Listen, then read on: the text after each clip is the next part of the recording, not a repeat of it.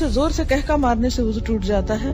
یہاں صبح سے آپ وضو کر کے آتے ہیں اور آپ کو ہنسایا جاتا ہے اور بات پہ آپ کہکے لگاتے ہیں تو اس سے وضو ٹوٹ تو نہیں جاتا. نہیں، نماز کی حالت میں اگر کہکا لگایا جائے تو نماز ٹوٹ جاتی ہے، وضو نہیں ٹوٹتا. کیا انڈر لیگز بال ویکس کر سکتے ہیں؟ آپ کی مرضی ہے، منع نہیں ہے. وضو کرتے وقت اگر بسم اللہ پڑھنا بھول جائے تو کیا وضو دہرائے نہیں، ہو جاتا ہے وضو. مغرب کے بعد ناخن نہیں کاٹنے چاہیے، ایسی کوئی بات نہیں. ناک میں پانی چڑھانا سائنسز کے علاج کے لیے مفید ہے. کسی نے کمنٹ بھیجا حاجت کے نفل کے لیے کیا الگ وضو کرنا ہوگا؟ آپ نے حدیث پڑھی تھی کہ آپ صلی اللہ علیہ وسلم نے فتح مکہ کے موقع پر ایک ہی وضو سے کئی نمازیں ادا کی تھی. شیرٹن میں ایک آنٹی واش روم کے ٹائلز پر تیمم کر رہی تھی. میں نے کہا ٹائلز کی دیوار پہ تیمم نہیں ہوتا، لیکن وہ کرتی نہیں. جی ہاں، ٹائلز پہ تیمم نہیں ہوتا اس لیے کہ وہ تو پکی ہوئی مٹی ہے، سعیدن طیبن ہے جس کے اوپر ہوتا ہے، وہ سعید کی اس میں نہیں آتا. اور دوسرا یہ کہ واش روم کے اندر تیمم کی وجہ کیا ہے آخر؟ کیا صرف تھک جرابوں پر مسا ہوتا ہے؟ آج کل تھن ساکس پر مسا نہیں کیا جاتا. بات یہ ہے کہ جب جراب کا لفظ آیا تو تھن تھک کی بات نہیں کی گئی. بات یہ ہے کہ اس تکلیف سے بچانا مقصود ہے کہ آپ اسے بار بار اتاریں. ہاں، پھٹی ہوئی جرابیں نہ ہوں کہ جس میں بہت بڑے بڑے ہولز ہوں کہ وہ ساری سکن ایکسپوز ہو رہی ہے، یا ایسی باریک ہو کہ نیٹ کی بنی ہوئی کہ جو جراب کم اور پاؤں زیادہ نظر آ رہا ہو. تو یہ چیز آپ خود دیکھ لیجئے. اگر مہندی لگی ہو تو کیا وضو ہو جائے گا؟ جی بالکل ہو جائے گا، کیونکہ مہندی رکاوٹ نہیں بنتی پانی میں. ہاں، اگر ایسی کوئی چیز آپ نے لگائی ہے کہ وہ چھلکا بن گیا اور اس کے اوپر سے اتر رہا ہے تو وہ اور بات ہے. کسی بھی چیز کے لگنے کے بعد اگر پانی اس کے ریشے تک پہنچ جائے، ویٹ ہو جائے، وہ سارا دھل جائے، اس کے اندر سے پانی گزر جائے تو کوئی بھی چیز منع نہیں ہے.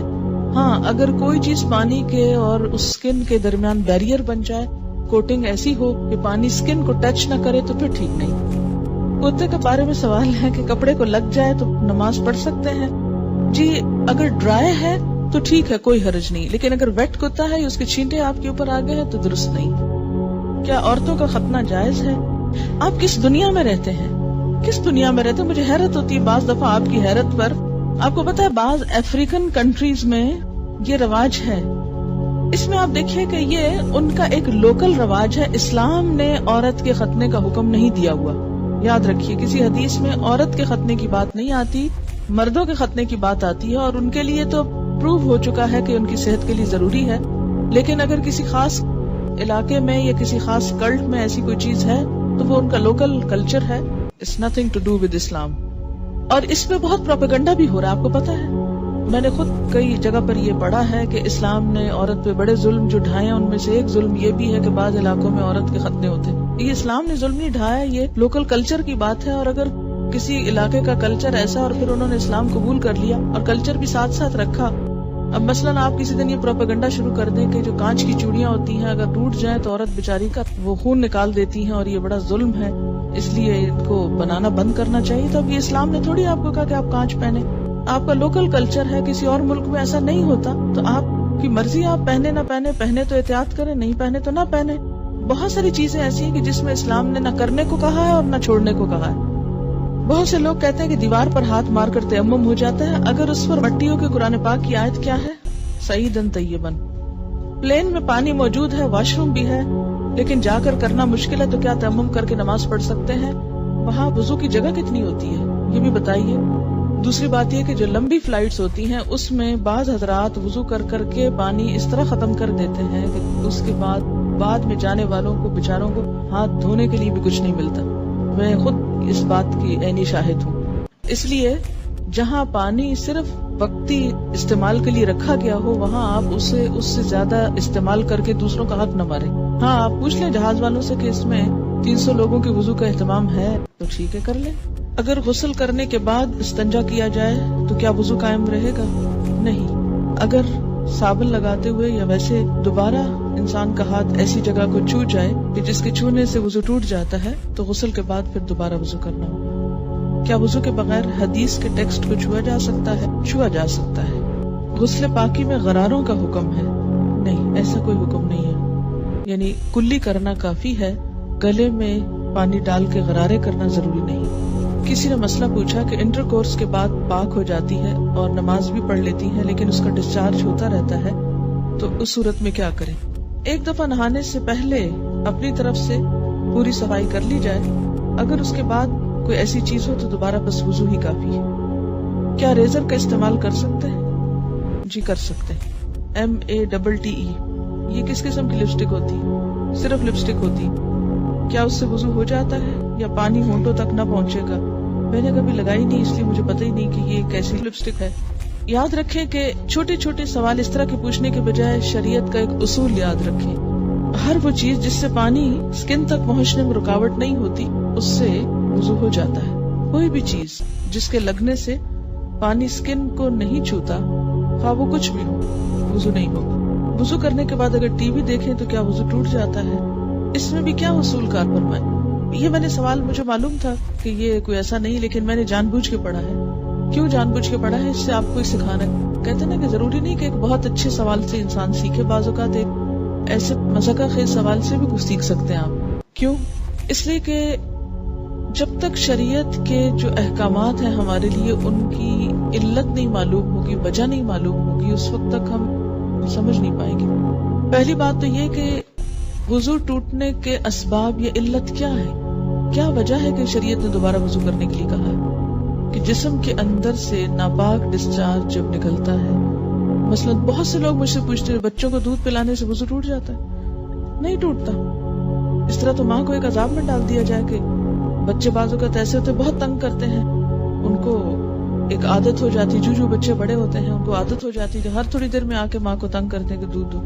بعض اوقات ماں کو مارنا شروع کر دیتے ہیں، پریشان کرتے ہیں. اب ماں صرف اس لیے مار کھاتی رہے کہ میرا وضو ہے. اور بعض اوقات یہ کہ 2 سنت پڑھی آپ نے اور فرض پڑھنے کے درمیان میں بچے نے شور مچانا شروع کر دیا. بجائے اس کے کہ آپ فرض پڑھیں، آپ پہلے کیا کریں، اسے دودھ پلا لیں. اور آپ اس لیے نہ پلائیں کہ وہ میرا وضو نہیں رہے گا تو بچہ شور مچا مچا کے سب کو جگا ڈالے. اور پھر یہ کہ آپ نماز میں بھی کوئی توجہ نہ ہو کہ وہ چیختا ہے چلاتا رہے، میں پہلے نماز پوری کر لوں پھر دودھ پلاؤں گی. تو اسلام نے ایسے احکام نہیں دیے. اس میں کیا حکم ہے کہ آپ دودھ پلا سکتے ہیں. اسی طرح بعض اوقات زکام ہو جاتا ہے آپ کو، تو زکام سے وضو نہیں ٹوٹتا آپ کا، اگرچہ وہ ناک سے کوئی ناپاک ڈسچارج بھی نہیں، لیکن اس کو صاف بھی نہیں کہہ سکتے، طیب میں نہیں آتا، اس سے بھی وضو نہیں ٹوٹتا. اسی طرح آنسو ہے، آنسو سے بھی وضو نہیں ٹوٹتا. ایک شخص 1 گھنٹہ رو لیا ہے اور اس کے بہت آنسو بہ لیے، تو اس سے بھی اگر زیادہ بہا سکتا تو بہا لے اپنا دل ٹھنڈا کرنے کو، وضو نہیں ٹوٹے گا. ٹھیک ہے.